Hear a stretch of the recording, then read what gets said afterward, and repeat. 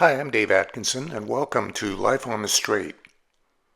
As this episode begins, it is mid-October of 2014, and we're returning once again to the Camping World store in the Portland suburb of Wood Village.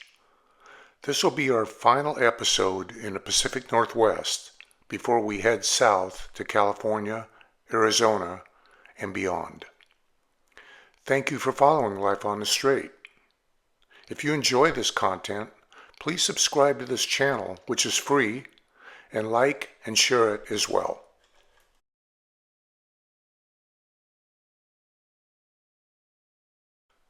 Oregon, in a holding pattern. We had a months-long reservation at the Wood Village, Oregon Camping World set for the 13th, so we departed Pacific City on the 12th and spent the night in the Camping World parking lot. As we were ready to depart Pacific City, I started to bring in our power awning, and then it stopped. It wouldn't go back nor come back out.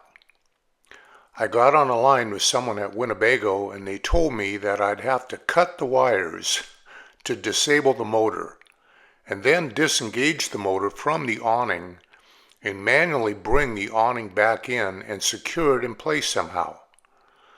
This would be yet another warranty issue that we'd have to deal with. Meanwhile, our replacement table had still not been ordered. Winnebago and Camping World were not talking to each other. I was sending a constant stream of emails to the parties trying to break the logjam. That was one reason why we had requested a reservation at the upcoming Camping World store, so that I could speak to someone in person instead of trying to move the needle using emails. The situation with our Idaho survivalist tenant had also deteriorated to the point where I hired an attorney and sent our tenant an eviction notice. According to our other tenants, he was slowly beginning the process of leaving, loading up U-Haul trailers and such, but he had not yet left, so we would not lease out the space to another tenant. I had the feeling that he would be there right up until our original lease was up, which was the end of November. Thus, I reserved the long-term campsite at the Portland Fairview RV Park beginning October 14th, and we would not be leaving until December 6th. When you reserve a campsite for a long-term stay, and that would be typically a month or longer, most campgrounds give you a large break on your campsite fee, but sign you up with a utility company that provides power so that you pay them directly. It's still a better deal than paying by the week.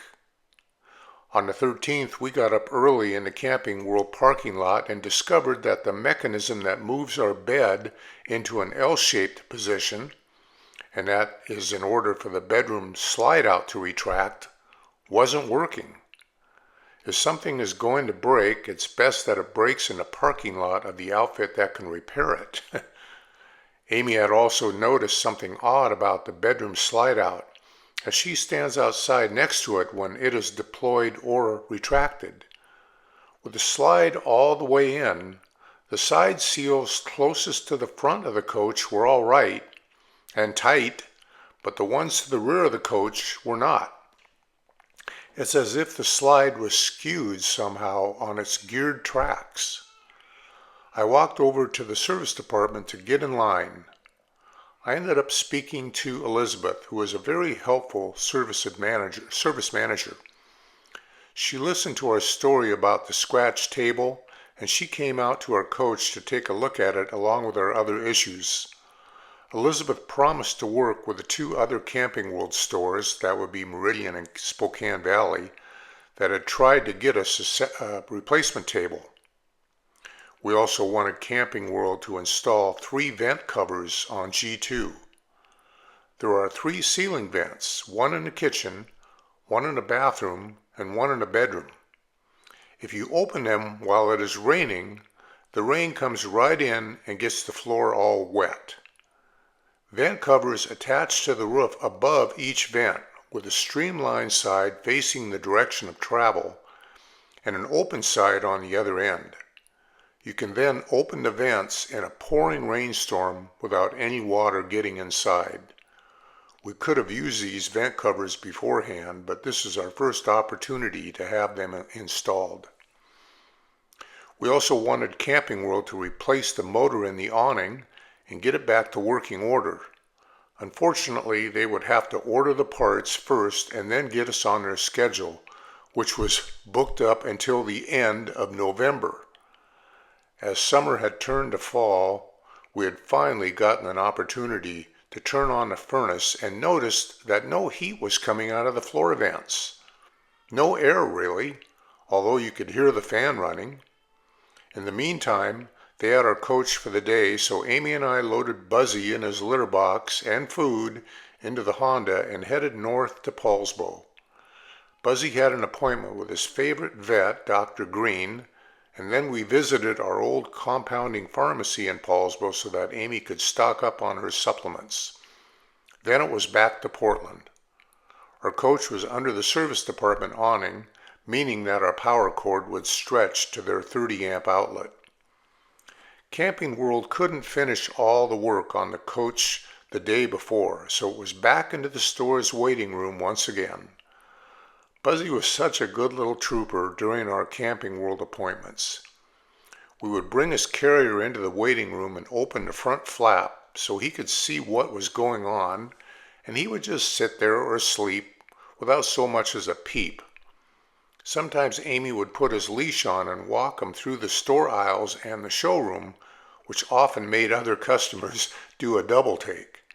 If we were going to be spending most of the day in the waiting room, I'd take Buzzy out into the car where his litter box and food and water were set up for him and give him a few minutes to take care of business. Later that afternoon, the techs had the vent covers mounted, and they found out why the furnace hadn't been working. When the factory fresh coach was received by Camping World, the prep team forgot to remove the clear plastic from behind the furnace air intake grill. They also found out why the bedroom slide-out seal was not drying up tight when retracted. The factory assembled the slide-out mechanism where one side of the gearing was one tooth off. The lead mechanic told me that they had to completely remove the slide-out in order to get the mechanism, which included disassembling the bed, which they were also able to fix. What a huge job that must have been. Once they released G2 back to us, we motored on over to our new nearby campground to get her all connected and set up and to get our long-term stay utility paperwork completed. Portland Fairview RV Park was a large place with 407 campsites. The entire park was paved and landscaped, so no gravel or dirt anywhere. A large number of campsites looked to be holding long-term guests, but they didn't look so much like the Down and Out, which characterized the Pacific City Thousand Trails campground. One thing that we quickly grew tired of was the noise. Train tracks went right by the northern border of the park. Unlike the RV park near Bonner's Ferry, at least these trains were not blowing their horns constantly as they passed. Still, big freight trains vibrate everything around them, plus they make a significant amount of noise just rolling on by. Then there was Interstate 84 to the south of us, and Portland International Airport to the west. Planes, trains, and automobiles, and trucks. As fall got closer to winter, the weather right next to the Columbia River became harsh. Nearly constant winds forced the damp and chilly air right through one's clothing. We had really hoped to be in the warm southwest United States by then, but thanks to our problem Idaho tenant, along with the replacement table delays, that just wasn't how things were playing out. Even though we were in a holding pattern, we tried to make the best of it. Our friends from Seattle area came down on 3 different occasions, one on Thanksgiving Day, to visit with us, and our niece's husband was in the area for work one day and we met him at the local shopping mall for lunch. We also drove to the seaside to meet with our friends from Longview who had rented a condo there overlooking the beach. We made a second trip to Paulsbo, this time to lighten the load in G2. During the time that we had been on the road, it became clear that we had overpacked for our journey. We also removed the sliding mirrored doors of the wardrobe, along with a coat rod across the top. We didn't need space for clothes to hang as much as we needed drawers for things to go into. So we bought some plastic storage drawers that stacked on top of each other where the drawers could all pull out. This was as good a time as any to load up the car with the mirrored doors and coat rod, plus the stuff that we had not been using, and to drive it up to join the rest of our stuff in the storage locker. Apple had recently released the iPhone 6 lineup, and after using our 4S models for over the past 3 years, and the batteries were getting kind of tired by now, we decided to buy new ones.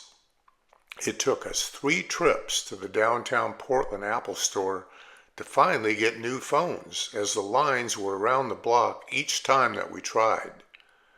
Because the largest capacity models, and that was 128 gigabytes, were the only ones they had in stock, those were what we went with, Amy getting the standard size screen and me getting the larger iPhone 6 Plus. We had to return to that store a few weeks later as we were having some configuration issues, but overall it was a good upgrade as the new iPhone supported faster cellular and Wi-Fi speeds along with much better cameras, especially the camera in my Plus model. As far as sightseeing went, we returned to the Oregon Zoo on 2 other occasions. The first visit was to take in more of the zoo and also visit the adjacent Hoyt Arboretum, which was thoroughly impressive. They had more trees from different corners of the world than we had ever seen before, with a winding network of trails bringing us close to them.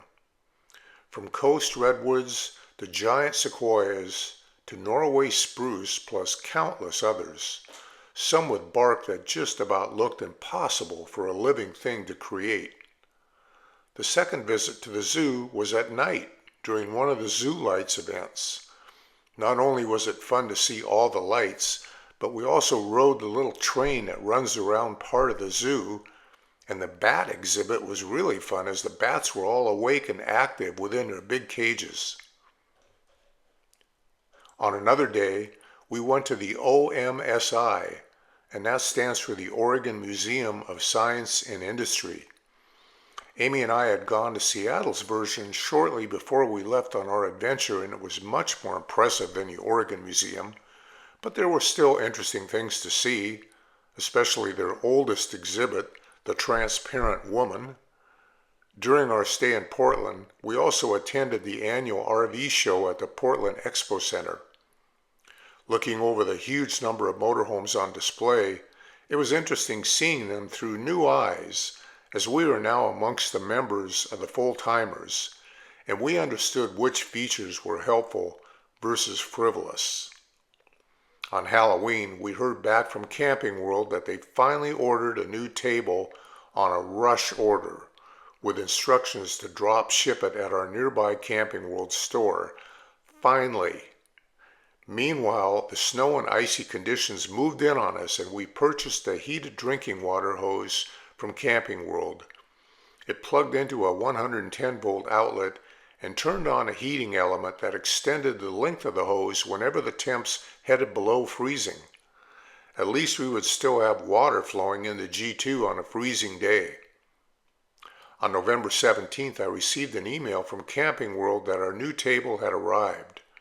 Our service reservation was for the following week, so we just waited until then to have a look at it. While we were staying at the campground, the hinge lid to the cooktop broke off. I notified Camping World, and they would not only have that part when we arrived the following week, but that cooktop/oven unit had an outstanding recall on it, and they would be replacing other components as well. Of a more serious nature, the night before we were to take G2 into Camping World, We were lying in bed watching TV when the unmistakable smell of burning wires wafted through the air. The last thing we needed was an electrical fire, even more so since we would be sleeping. Not seeing an obvious source, I got out of bed and disconnected G2 from the outside power pedestal. Even so, we were sleeping on pins and needles that night, not knowing where the problem was at. The next day began another 2-day affair at Camping World, where they would do as much as they could and then return the coach to use at night so we could sleep in their parking lot until the next morning. Thankfully, they found what was causing the burnt wiring smell. It was in fact burnt wiring inside of the shore power generator transfer switch unit. That had been a new feature on the 35G, and our 35G was the first year of that model, and Winnebago had since upgraded it to a more robust unit. They also fixed the motor in the awning and the repairs to the cooktop oven unit. Finally, they swapped out our scratch table with the new one. And we didn't like the new table. With our old scratch table, when the wings were out and locked, the surface was completely smooth. You could run your hands across the entire table and not feel where one surface transitioned to the next. Not so with the replacement table. It was subtly warped. There was probably a 1/16 of an inch difference in height between surfaces. We complained to Winnebago, but they basically said that this was our third table, that it was within factory tolerances, and they were not going to replace it. By the time that Camping World was finished, it was getting dark. I drove G2 home and then went about the business of getting her all set up and connected.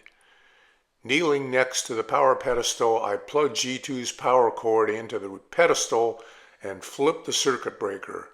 Then there was a loud bang with sparks flying everywhere, and then the pedestal caught fire. Reaching through the flames, I was able to flip off the circuit breaker before more damage occurred. Needless to say, we spent that night in the dark as we awaited morning. Bright and early, I drove G2 back to Camping World, and their head technician, who was great and reminded us of George Carlin, looked at what happened. The old transfer box required an internal jumper between different components, but the new version no longer needed that jumper. The less experienced tech who had installed it didn't know that and wired a jumper into the new transfer box.